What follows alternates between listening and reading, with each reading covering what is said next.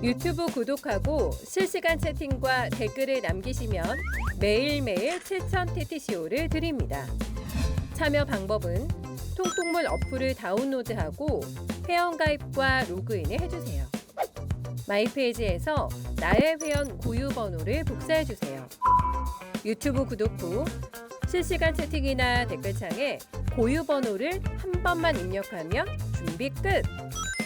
지금 유튜브 채팅과 댓글 쓰기 참여하고 7,000TTCO 받아가세요. 한 주간의 민심을 쏙쏙 살펴봅니다. 쇼미더민심. 오늘도 박영식 정치시사 에디터, 김민하 평론가 함께하겠습니다. 두 분 안녕하십니까? 네, 반갑습니다. 안녕하세요. 자, 눈이 옵니다. 많이 오죠? 많이 오죠. 예, 우리 두 분을 걱정할 필요가 없는 게 우리 김민하 평론가도 그렇고 박영식 에디터도 대중교통 이용하시죠, 통상? 네, 보통 그렇습니다. 김민하 평론가 자전거를 이용하시고. 뭐 평소 같으면 그럴 텐데 이제 눈이 오면은 그럴 수는 없죠. 오늘은 자전거를 네. 타기 좀 어려운 상황이 아니었나 싶은데. 그리고 이제 추워졌기 때문에 네. 추워졌기 때문에 자전거는 이제 특별한 각오와 장비가 있어야지 맞습니다. 탈 수가 있습니다. 제작진이 혹시나 우리 또 출연자들 지각하면 근데 제가 걱정하지 말라. 이분들은 대중교통이기 때문에 할 리가 없다. 근데 저는 오늘 청개구리가 돼가지고 예. 오늘은 하필이면 또 차를 갖고 나왔는데 나왔습니까? 그래도 길이 좀 많이 미끄러운 네. 편이니까 되도록이면 대중교통 그렇죠. 타시는 게 맞는 것 같아요. 맞는 것 같아요. 네, 그래서 맞습니다. 지금도 아마 수도권, 중부 내륙 지방 지금 많이 눈이 오기 때문에 또 경기 남부 지역도 눈이 많이 오고 있습니다. 그래서 대중교통 또 좀 빨리 이동하면 좋을 것 같습니다. 자, 오늘 다뤄볼 여론조사는 어제 발표된 스트레이트 뉴스가 조원 CNI 의뢰한 조사 결과입니다. 이 조사 개요 잠깐 소개해드리면 23일부터 25일까지 전국 만 18세 이상 남녀 2,001명을 대상으로 조사를 했고요. 100% RDD 방식입니다. 95% 신뢰 수준, 표본오차 플러스 마이너스 2.2% 포인트입니다. 자, 대통령 국정운영 평가 먼저 알아보겠습니다. 박영식 에디터. 네. 윤석열 대통령 국정운영 평가 이번 주 어떻게 나왔습니까? 네, 이번 주 스트레이트 뉴스와 조원 CNI 조사는 잘 못한다가 70.6%고요. 네. 잘한다가 27.4%로 집계됐습니다. 네. 모름은 그 중에 이제 2%로 볼 수 있고, 그런데 우리가 항상 코어층을 주목해서 보잖아요. 네. 매우 잘못함이 64.2%, 매우 잘하면 13.9%이고, 요게 이제 2주 전보다 긍정 평가가 3.1% 포인트가 상승했고, 부정 평가는 3.4% 포인트가 하락했습니다. 이제 네. 긍부정 평가 차이가 그 갭이 간극이 43.2%포인트로 이제 줄어든 것이고요. 네. 그러니까 부정은 낮아지고 긍정은 올라갔기 때문에 사실상의 어떤 상승 효과가 있었다고 본다는 분석들이 많이 있는 것 같고요. 네. 이게 4주 전에 이 해당 조사에서 4주 전, 그러니까 약 한 달 전에 네.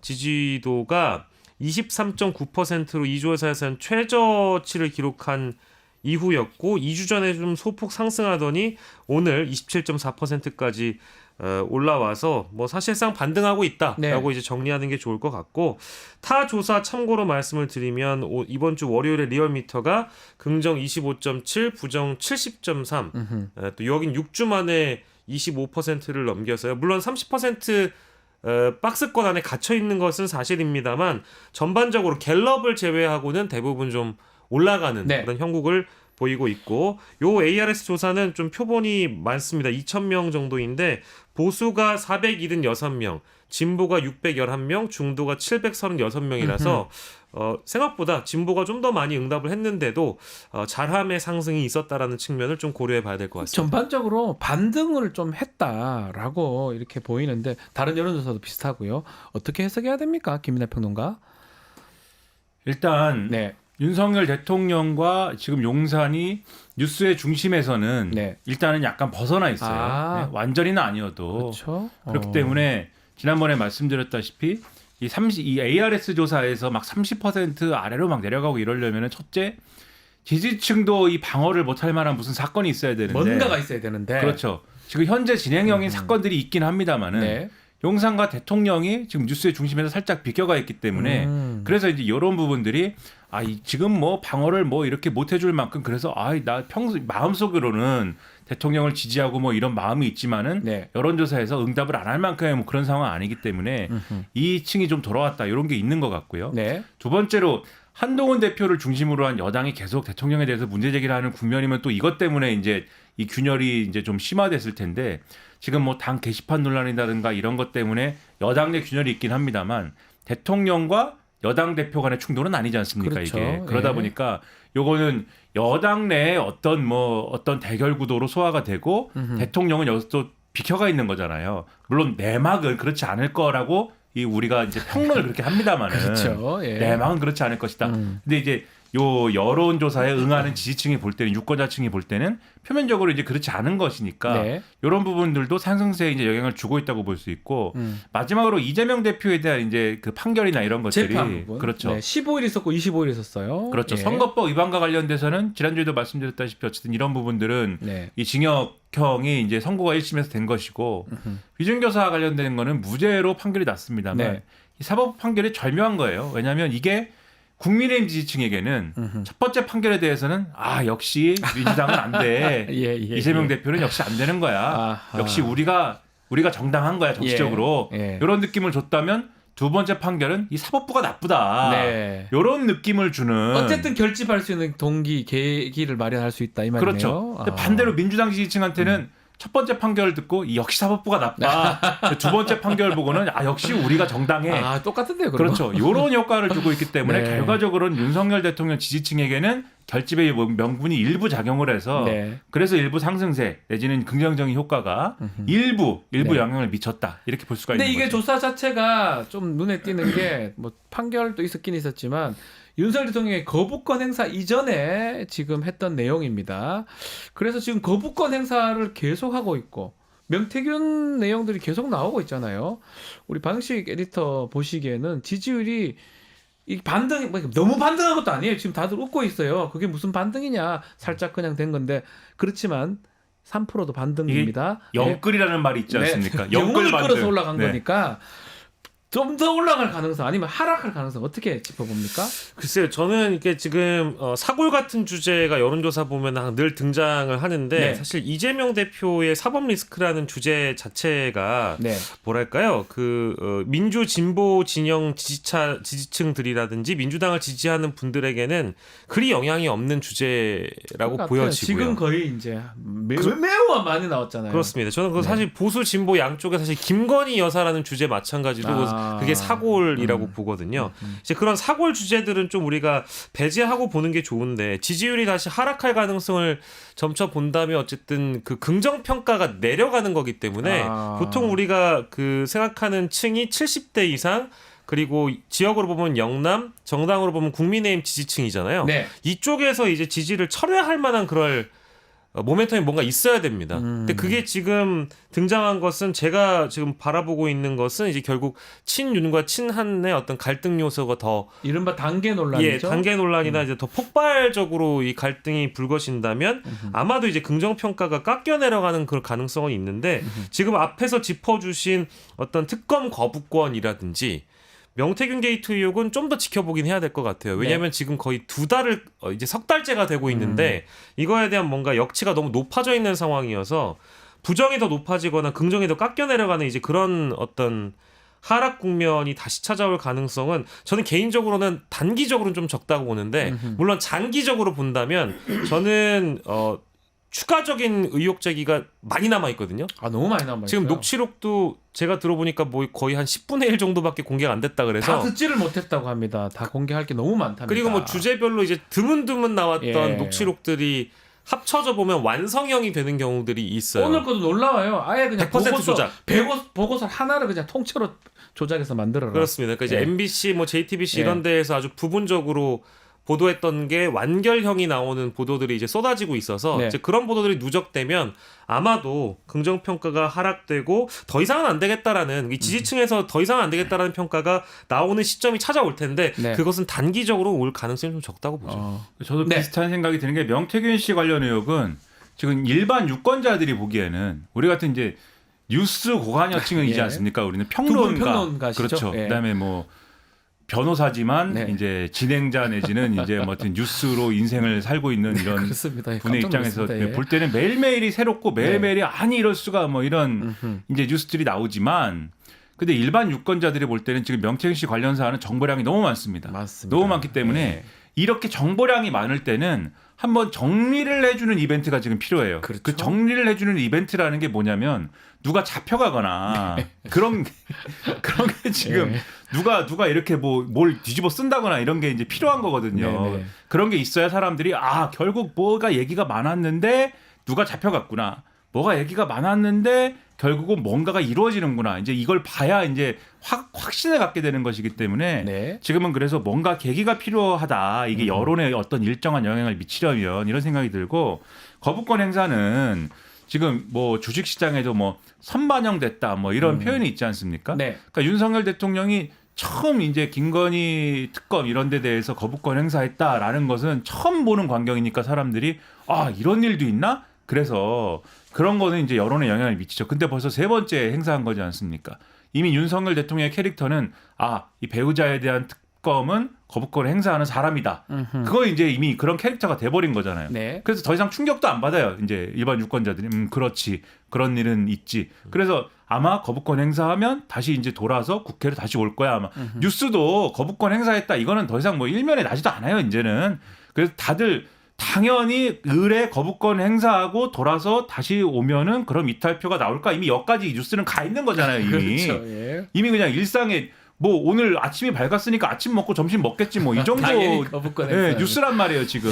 그러니까 예. 이거는 이제 얘기가 안 되고 이 영향을 미치지 않는 것이고 만약에 이게 돌아와서 이제 이 이탈표가 나올 거냐 뭐 이것도 사실은 그다지 뭐 중요하지 않은 것처럼 이제 느껴지는 상황이고 네. 이 이제 재의결 국면에 국민의힘에서 이제 희한한 어떤 제스처를 취한다. 예. 이러면 이제 이게 일정 정도 반영될 여지는 아직은 있어 보입니다. 그게 뭐냐면 이제 어제 나오는 얘기가 이제 백지 투표를 하자 이게 나오잖아요. 기권하자. 그렇죠. 예. 그러니까 지금 이탈 여부를 확언할 수가 없으니까 투표를 하러 가되 왜냐하면 또 아예 안 가면 정족수에 문제가 생기지 그러니까요. 않습니까? 가서 싹 다 기권하자. 이게 말이 돼요, 이게? 가서 오늘 보니까 좀 더 구체적인 이 어떤 전략이 나오던데 네. 아예 기표소에도 들어가지 말자. 네. 기표소에도 들어가지 말고 그냥 직행하자 이 투표함으로. 그러면은 투표를 하러 들어가는 녀석이라고 하면 녀석이죠. 들어가는 의원은 의원이죠. 예. 들어가는 의원은 배신자 아닙니까 이거는 그렇죠. 이탈표지 않습니까? 그렇게 현장에서 잡아내자. 이거는 거의 북한 아닙니까? 북한이죠. 뭐 북한에서 찬성 투표를 네 그렇게 하는데 그래서 요런 행태가 만약에 나오면 제가 볼 때는 일정 정도 영향을 미칠 수가 있다. 이상한 짓을 하면 되는데 글쎄요, 뭐 오히려 그만큼 불안감이 국민의힘 지도부에 있는 건지 한번 지켜보기로 하고요.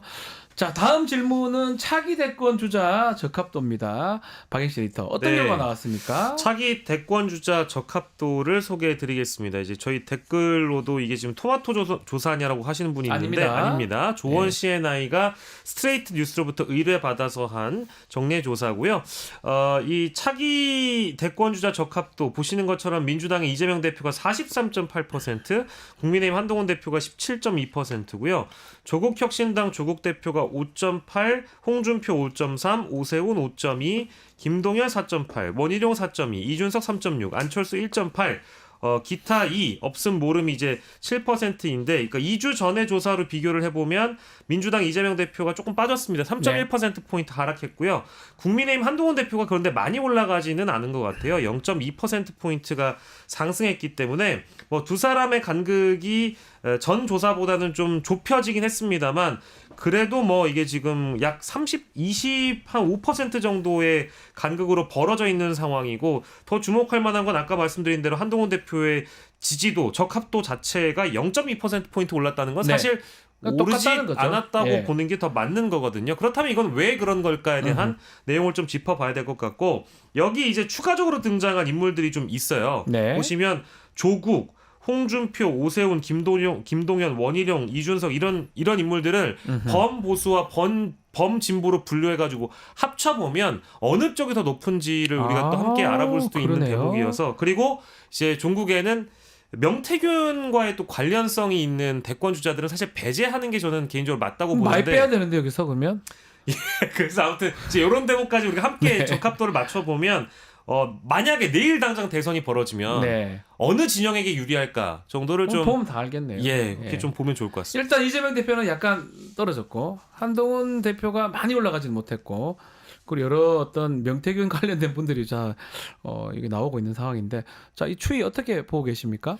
지금 말씀하신 내용 중에 네. 지금 이 시점에 사실 차기 대권주자 적합도 이렇게 쭉 조사하는 거 이 사람별로 이렇게 숫자가 나오는 거는 그렇게 중대한 의미를 갖지는 않거든요, 사실.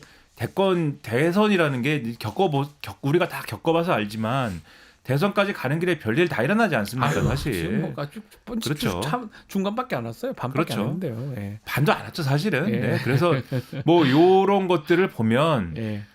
이 개인이 얻는 이 지지율 자체는 큰 의미는 사실 없는데 네. 근데 요런 조사에서 뭘 보면 의미가 있냐면 아까 말씀하신 것처럼 양대 진영으로 나눌 수 있지 않습니까? 그 합계를 보는 건 의미가 있다. 제가 볼 때. 두 분 다 그거 짚어주시네요. 그렇죠. 합계. 합계를 보면은 예. 왜냐면은 이 대한민국 대선이라는 거는 어쩔 수 없이 이제 양당 구도로 이루어지지 않습니까? 그렇죠. 이게 어쨌든지 간에 거의 그렇게 되거든요. 그럼 그렇게 될 경우에는 어떻게 될까? 당장 내일 이제 그러한 대선이 진행될 경우는 어떻게 될까? 요거를 이제 내다볼 수 있는 그런 상황인 거여서 그거는 의미가 있는데 더해 보면은 바로 답 나오거든요. 답 나와요. 요거는. 네. 더 해보십시오. 답이 네. 나옵니다. 거의 이제 범민주당 세력이 거의 2배거든요. 지금 이 더해 훨씬 보면은. 많아요. 그렇죠. 예. 그래서 그런 거는 의미가 있다고 보고 그다음에 이재명 대표 개인의 어떤 그 지지율이 약간 하락을 했다. 특히 이 조사 결과 보면은 서울 지역에서 거의 이제 2주 전보다 9.4% 포인트 하락했다 이렇게 돼 있는데 많이 빠졌죠. 요거는 이제 2주 전하고 비교를 한다면 아무래도 이제 판결 영향 이런 판결이다? 것들이 있는 예. 것이죠. 선거법 위반 관련해서 징역형이 어쨌든 선고가 됐기 때문에 네. 중도에 가까운 지지층 입장에서는 다소 판단을 요구할 수밖에 없는 그런 내용인 거죠. 요거는 당연히 그렇겠네요. 징역형이 선고가 됐고 더군다나 이거는 의원직 상실 플러스 피선거권에 제한될 수 있는 그러한 여지가 지금 남아 있는 거 아니겠습니까? 이 판결이 확정이 되면 그렇죠. 그러면 당연히 그 정치인에 대해서 내가 대선 후보로서 지지하느냐 여부에 있어서는 그러한 판결이 있기 때문에 당연히 유보적이 될 수밖에 없는 거지 않습니까? 그런 효과이다라고 보시면 되겠습니다. 근데 이제 조사 네. 기간이 23, 24, 25잖아요. 근데 이재명 대표의 위증교사 1심 무죄가 25일에 25일 났어요. 떨어졌습니다. 그러니까 이제 그것도 조사 오후에 기간이 났으니까. 그렇죠. 조사 기간이 3일 조사를 하는데 그 중에 오후에 나온 무죄 선고 내용이 얼마나 제대로 이 안에 이제 반영이 됐겠는가는 아하. 우리가 좀 따져봐야 돼서 봐야 되겠네요. 같은 조사를 이제 2주 있다가 저희가 또 아마 소개를 해드릴 텐데 그때는 아마 이제 이재명 대표의 무죄 선고 내용도 좀 더 충실히 반영돼서 나오게 되면 이재명 대표의 지지도가 어떻게 움직이는지도 함께 좀 봐야 될 것 같습니다. 이 차기 주자 관련해서 김종인 위원장 말씀 좀 얘기를 좀 해야 되는데 국민의힘에서 그나마 희망을 가질 수 있는 사람은 한동훈 대표밖에 없다. 이 부분 어떻게 보십니까? 근데 이거는 이제 첫째, 네. 네. 매우 뭐 당연한 얘기 아닙니까? 첫째, 전제가 있어요. 예. 1. 국민의힘에 예. 2. 그나마. 그러니까 1. 국민의힘에 2. 그나마. 한동훈 대표 말고 지금 누가 있나요, 또 왜 사실? 그렇게 말씀하십니까? 또 강하게 말씀하시네요. 그렇죠. 근데 사실 이제 하나 다 보시네요. 네. 우리가 예상치 못한 어떠한 흐름으로 네. 홍준표 시장이라든지 원희룡 전 장관이라든지 이런 분들에게 또 흐름이 딱 오고 또는 안철수 뭐 의원이라든지 이런 분들에게 흐름이 올 수도 있지만 네. 지금 바로 전에 우리가 본 이런 차기 대권주자 적합도 조사를 딱 봐도 네. 한동훈 대표 17.2%인데 홍준표 5.3, 원희룡 4.2, 안철수 1.8 이런 거지 않습니까? 네. 그렇다고 하면은 앞으로 상황에서는 좀 이분들이 이제 이 한동훈 대표를 꺾고 뭔가 이렇게 좀 대권주자로서 국민의힘 내에서 그나마라는 단서를 달고 올라가기에도 사실은 좀 여러모로 장애물이 있다. 네. 이렇게 볼 수가 있는 것이고 그리고 첫 번째 그래서 지금 상황에서는 이게 이제 당연한 얘기다. 근데 앞으로는 또 여러 가지 변수가 남아 있는 거죠. 두 번째로는 김종인 전 위원장의 처지에 좀 이렇게 대입해서 놓고 보면은 본인 처지도 관련이 있는 겁니까? 김종인 전 위원장은 여러 차례 뭐 우리가 확인했지만 명태균 씨 관련 이슈에서 이제 무관하지 않은 거잖아요. 아버지 같아요, 진짜로. 뭐, 제 생각이 아닙니다. 네. 명태균 씨가 아버지를 했으니까. 그렇죠. 네. 아버지라고 얘기하고 사실 또 명태균 씨가 우리 뉴스토마토 보도를 근거로 해서 쭉 보면 네. 창원, 경남 지역에서 좀 이렇게 활약하던 네. 그러한 인사였는데 전국구로 발돋움하는 과정에 또 중요한 김종인 위원장이 있었던 것 같아요. 그렇죠. 예. 중요한 연결고리가 됐던 분인 거잖아요. 미래통합당 비대위원장 하면서 그 당시에 명태균 씨가 여러모로 데이터를 또 제공하는 과정이 있었던 거고 또 오세훈 서울시장 선거를 그 당시에 치르면서 또 뭔가를 한 것 같다 지금 이렇게 그렇죠. 뭐 정리가 되고 있는 과정 보도가 아닙니까? 되고 있습니다. 김종인 비대위원장이 없으면 그게 가능했겠느냐 이런 의문도 있기 때문에 그럼 김종인 전 위원장 입장에서는 지금 한동훈 대표를 언급하지 않으면 국민의힘에서 누구냐라고 물었을 때는 다른 사람들을 얘기해야 되는데 마땅치 않거든요, 사실. 없어 보입니다. 그렇죠. 예. 그리고 국민의힘 외에서 생각을 해보더라도 뭐 이준석 의원 이런 사람들을 언급해야 되는데 그것도 사실 명태균 씨 이슈에서는 언급하면 김종인 위원장이 언급하면 사람들이 어떻게 볼 것이냐. 아, 과연 명태균 패밀리군 이렇게 할 거 아닙니까? 그러니까 사실 그냥 관련이 없는 것 같은 한동훈 대표 언급하는 것이 김종인 전 위원장 입장에서도 좀 깔끔한 선택이라는 판단을 또 해볼 수 있는 거 아니냐 이런 해석이 또 나올 수밖에 없어요. 이분이 사실은 한가롭게 지금 어떤 전국에 대한 전망을 하거나 누가 희망이고 누가 또 별이고 이런 얘기를 하실 만한 지금 상황이 저는 못 된다고 조금 봅니다. 안 되고 못 되는 것 같아요. 그리고 예. 지금 사실 어제까지만 보더라도 명태균 게이트에서 가장 핵심적으로 거론이 되고 있는 이 정치권 인사는 바로 오세훈 서울시장이거든요. 시장입니다. 그래서 검찰이 실제로 조사나 수사망을 좀 좁혀오게 된다면 지금 어쨌든 오세훈 시장이 최측근으로 알려진 이 김한정 예. 그 회장을 조사하면 당연히 이제 뒤따르는 것은 오세훈 시장을 조사할 수밖에 없을 그렇죠. 거고요. 그리고 더불어서 사실은 그때 당시 오세훈 시장을 만든 것은 비대위원장 김종인 비대위원장이었습니다. 하셨잖아요. 그리고 김종인 비대위원장은 어제 CBS 김현정의 뉴스쇼에 나와가지고 인터뷰를 통해서 자신이 나름대로 이제 해명을 하길 어떤 성향 조사 분석 문건이라든지 명태균으로부터 왔던 보고서 자체가 비서를 통해 자신의 데스크 위에 올라와만 있었지 보지는 않았다. 이런 얘기를 했거든요. 그러니까 이거는 제가 보기에는 사실 그 도망가는 그 화법이자 변명에 가까워요. 그래서 네. 만약에 이건 뭐 제가 이제 지금 너무 넘겨짚는 거라가 좀 죄송합니다만 참고인 신분이 아니라 실제 피의자가 되실지 모르는 그런 처지에 그런 있는 분이 상황이에요. 예. 다음 뭐 국민의힘에 그나마 희망 이런 얘기를 하면서 한동훈 대표를 거론한다는 것은 전 바람직하지 않다고 보고 과거에 이제 별의 순간 언급하면서 소위 이제 김종인 픽으로 대통령이 되신 분들 사실 뭐 엄밀히 얘기하면 다 실패한 거 아닙니까? 네. 박근혜 전 대통령, 뭐 문재인 전 대통령은 저는 뭐 개인적으로 국정 성과가 있었던 대통령이라고 평가하지만 다만 어쨌든 윤석열이라는 사람에게 그 어떤 권한을 내어줬기 때문에 그것을 봤을 때 정권 연장에 실패한 대통령이라면 문재인도 실패한 거고요. 지금 윤석열 어떻습니까? 근데 뭐 윤석열 대통령에 대해서도 별의 순간을 언급했던 분이 바로 김종인 위원장이기 네. 때문에 저는 지금 이럴 처지가 아니다. 범보수가 모두 이제 오의 순간, 괴멸의 순간을 맞이할 수 있기 때문에 상당히 고민이 깊으실 것이다. 그래서 이런 말씀이라도 한 게 아닌가. 수사 대상 아니냐라고 댓글에도 많이 올라오고 있습니다. 다음 질문으로 한번 넘어가 보겠습니다. 자, 지금 이재명 대표 얘기를 좀 하면 특히 이재명 대표는 사법리스가 있고 한동훈 대표는 당원 게시판 논란으로 리더십의 위기를 좀 맞고 있다고 이렇게 보이는데 뭐 양당 다 마찬가지입니다. 조사에서 리더십 평가를 좀 했네요. 이것도 네. 재밌는데 내용 결과 어떻게 나왔습니까? 네, 요거는 아까 이제 대선 주자 적합도하고는 조금 구분해서 보셔야 될 네. 내용 같은데요. 이 이재명 대표 리더십 평가와 한동훈 대표 리더십 평가를 해봤습니다. 이재명 대표는 긍정 평가가 55.2%, 네. 부정 평가가 39.2%였고요. 반대로 한동훈 대표의 리더십 평가를 보면 긍정 평가가 29.7%, 부정 평가가 63.9%로 나왔습니다. 그러니까 이제 우리가 이 같은 여론조사 응답층을 대상으로 조사를 하는 내용인데 이재명과 한동훈에 대한 평가가 이렇게 좀 엇갈린다라는 부분을 우리가 좀 주목을 해보면 좋을 것 같고요. 이재명 대표는 긍정 평가가 부정 평가보다 16%포인트 높았고 네. 한동훈 대표는 거꾸로 부정평가가 긍정평가보다 이 갭 차이가요 34.2%포인트 정도로 벌어져 있어서 이걸 이제 리더십의 차이로 좀 이렇게 보는 해설들이 많은 것 같고 이재명 대표는 이제 뭐 지역적으로 보면 전국 7개 권역 중에 이제 대구 경북을 제외한 다른 6곳에서 긍정평가가 부정평가보다 높았는데 한동훈 대표의 경우에는 TK를 포함해서요. 네. 다 모든 권역에서 부정평가가 긍정평가보다 높게 확인이 좀 됐습니다. 이제 지역별은 좀 이런 차이가 있었다는 점. 아하. 그리고 이제 사실 정당별도 저희가 좀 짚어봐야 되는데 정당별 관련 내용은 저희가 혹시 그림이 좀 준비되어 있는데 요거는 김민하 평론가한테 한번 질문을 드려보겠습니다. 민주당 지지자가 88.7%가 이재명 대표 리더십을 긍정적으로 봤던 것 같은데 이거 한동훈 대표는 조금 다릅니다.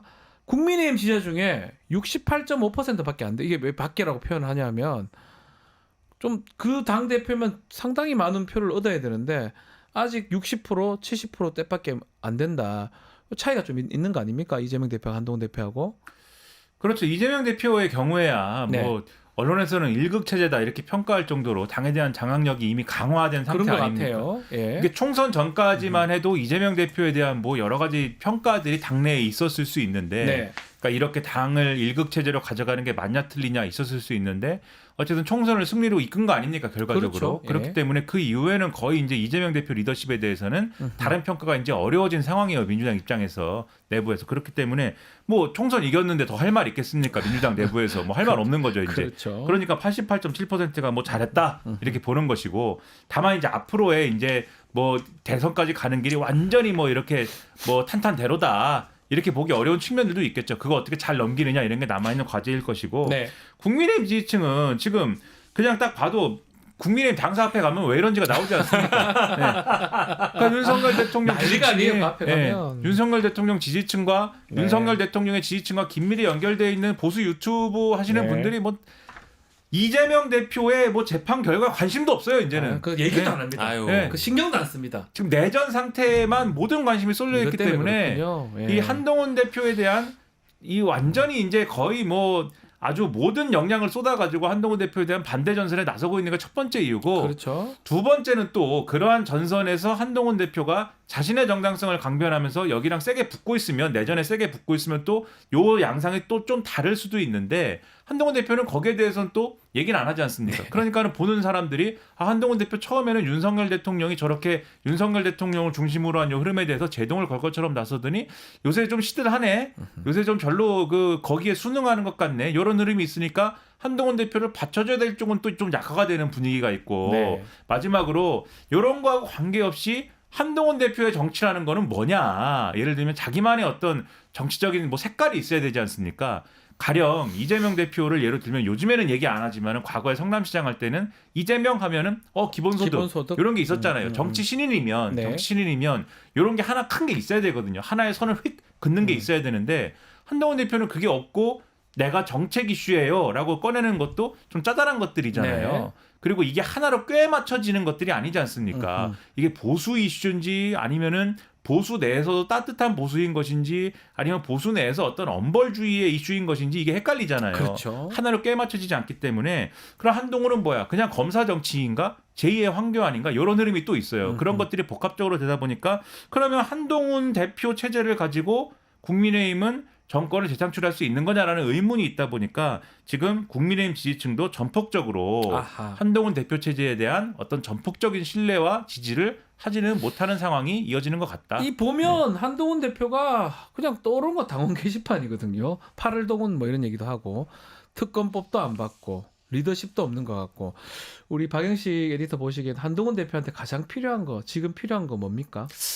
우리가 리즈 시절이라는 표현이 네. 좀 있지 않습니까? 네. 그러니까 한동훈 대표 입장에서는 과거에 자신이 법무부 장관 하던 시절을 좀 되살려보고, 그때 셌었는데요. 그리고 이제 법무부 장관에서 바로 이제 또 비대위원장으로 넘어와서 어떤 여권 전반적으로 긍정적인 평가를 받았던, 네. 기대와 희망을 한 몸에 받았던 자신의 모습이 어땠는지를 좀 되돌아봤으면 좋겠어요. 그러니까 그때에 있었던 게 지금 없는 게 많이 보이거든요. 네. 심지어 본인을 비유하면서도 자신을 조선 제일검이라고 자신이 표현한 적이 있을 정도로 세간은 그렇게 그를 평가했거든요. 정말 뭐 야당을 상대로 잘 싸운다, 말싸움에선 지지 않는다. 그랬는데 지금 이제 한동훈 대표 별명이 뭡니까? 뭐죠? 간동훈, 완전 바뀌었네요. 런동훈, 네. 이젠 팔동훈, 팔동훈. 뭐 이제는 네. 뭐 탈모사, 뭐 이런 뭐요? 얘기까지. 그러니까 이제 뭔 얘기예요? 살모사는 탈당하라 이런 메시지까지 나오고 있는 그런 여권에서 나오고 있는 그런 상황이다 보니까 탈모사예요? 예. 이런 거를 어떻게 자신이 극복할 수 있는지 그 과감함을 보여줘야 되는데 네. 뚫고 나가는 저력이 없습니다. 결국엔 길을 선택을 해야 되거든요.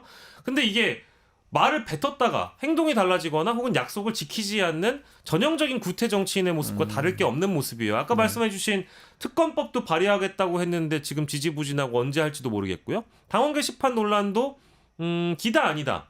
예스 or 노만 얘기하면 됩니다. 아니면 당대표직을 걸면 됩니다. 아니면 네. 누군가를 뭐 정말로 어떤 법적 조치를 제대로 한다든지 이런 모습을 보여주면 되는데 지금 뭐 이거 가지고 벌써 3주째 이러고 앉아 있잖아요. 네. 그러면서 여당이 할 수 있는 일에 대한 어떤 모멘텀을 살려나가지 못하고 있고 여당 대표 즉 지도자다움을 잃어가고 있기 때문에 이래가지고서는 한동훈 대표가 과연 대선 주자의 한 명으로 분류가 될 수 있는지 전 좀 의문이에요. 치고 나가야 되는데 못 나가는 것 같기도 하고요. 진짜 이 말씀대로. 그런 부분이 분명히 있지만 예. 이게 말씀하신 것 중에 법무부 장관 시절에 사실 이제 좀 이 보수 유권자 측이 네. 기대를 모았던 건 뭐냐면 말씀하신 대로 이재명 대표를 잘 혼내준다 이런 거였어요. 사실 그렇죠. 그때. 맞습니다. 근데 예. 요게 전부였냐면 플러스 알파가 뭐가 있었냐면은 이 보수 정권의 나름 기대주의인데 또 어떤 정치적인 색깔이 그렇게까지 보수적이지는 않는 것 같다. 뭔가 중도지향적인 것도 있는 것 같다. 합리적인 부분이 있을 것 그렇죠. 같다. 요런 예. 색깔을 내는 것 같다. 왜냐하면 법무부 장관이라는 신분 자체가 모든 정치적 이슈에 목소리를 내지 않지 않습니까? 그렇죠. 선택적으로 목소리를 내거든요. 그러니까 한동훈 대표가 그때는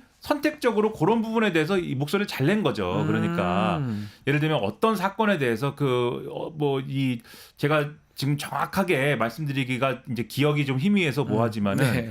어떤 억울하게 사망한 어떤 여성이 있는데 그 여성에 대해서 예를 들면은 이게 전형적으로 이제 이 대응하지 않고 현장에 직접 찾아가 가지고 이제 어떤 그 뭐 애도를 표한다든지 그렇죠. 이런 거 있지 않습니까? 감성적으로 접근하는 네. 거. 그런 걸 통해서 이게 뭐가 합리적인 뭔가가 있을 수가 있어. 이런 기대를 불러일으켰던 그런 부분이 있는 건데 근데 지금은 뭐냐면 지금 정당의 여당 대표가 돼서는 이재명을 내가 잘 때린다. 이걸로만은 승부가 안 난다는 게 됩니다. 이미 증명이 됐어요. 예. 왜냐하면 선거법 이 위반 1심 선고를 기점으로 해서 뭔가 대공세를 펼쳐보려고 했지만 안 된 거지 않습니까? 네. 단계 논란에 발목 잡히고 이게 그 맥락으로만은 안 된다는 거 확인한 거지 않습니까? 그것만으로는 안 되는 거거든요. 네. 그러면 뭘 해야 되느냐? 이 두 번째에 있었던 기대 뭔가 보수의 새 길을 뭔가 만들어 줄 법도 한데 싶은 거를 가지고 승부를 낼 수 있는 역량이 있어야 되는데 지금까지 확인된 거는 그 역량은 없는 것 같다. 없다. 예. 그래서 이게 어렵다 승부가. 자, 알겠습니다. 마지막으로 정당 지지율도 짚어보겠습니다. 이번 주 정당 지지율 박인식 에디터 어떻게 나왔습니까? 마지막으로 저희가 정당 지지율을 좀 소개를 해드리겠습니다. 정당 지지율은요. 더불어민주당이 47.7%, 국민의힘이 30.7% 확인이 네. 됐고요. 그리고 조국혁신당이 5%, 개혁신당이 2.8%, 기타 정당 2.1%, 여기서 뭐 모름의 비율이 좀 높은 편인 것 같습니다. 11.6%로 분류가 됐고요. 그리고 이 정당 지지율도는 2주 전보다 민주당이 지금 1.4%포인트 상승한 결과이고 네. 국민의힘은 1.6%포인트가 하락해서 오히려 뭐랄까요. 저희가 앞서서 분석한 여러 이제 전국의 이슈들을 살펴봤는데도 불구하고 양당 간의 지지도 격차가 17%포인트로 오히려 더 커졌다라는 점. 이제 그 점을 좀 저희가 주목을 해봐야 될 것 같고요. 네. 윤 대통령 지지율이 사실 상승 전환했기 때문에 국민의힘 지지도가 같이 올라갈 줄 알았는데 오히려 하락 추세로 떨어진 것은 역시 아까 저희가 짚어봤던 친윤 친한 간의 대립이라든지 단계 논란 때문에 어떤 이런 추세가 나온 거 아니겠느냐라는 대목에서 좀 짚어드릴 수 있을 것 같습니다. 알겠습니다. 뭐 짧게 시간이 다 요거는 돼서. 예. 이 국민의힘 정당 네. 지지율 문제는 그러니까 지금까지의 이전의 문제가 뭐였냐면 네. 국민의힘 정당 지지율하고 윤석열 대통령의 국정수행 지지율이 동반 하락하는 가운데 윤석열 대통령의 국정수행 지지율하고 국민의힘 정당 지지율이 디커플링 된다라는 이 두 가지 문제가 있었어요. 네. 그런데 지금 상황은 뭐냐면 동반 하락하는 기류의 요 추세 자체가 완화된 거긴 하지만 여전히 추세 자체는 유지가 되는 가운데 네. 디커플링 됐던 거. 윤석열 대통령 국정수행 지지율하고 국민의힘 정당 지지율이 디커플링 됐던 게 이게 회복이 되는 거다. 네. 그러니까 요게 디커플링 됐던 게 회복된다고 해서 국민의힘 지지율이 오를 리는 없는 거 아닙니까? 그렇죠. 그래서 요런 차원으로 요거 두 개는 보시면 된다. 알겠습니다. 자, 오늘 쇼미더민심 코너는 여기서 마무리하겠습니다. 두 분 말씀 감사합니다. 고맙습니다. 고맙습니다.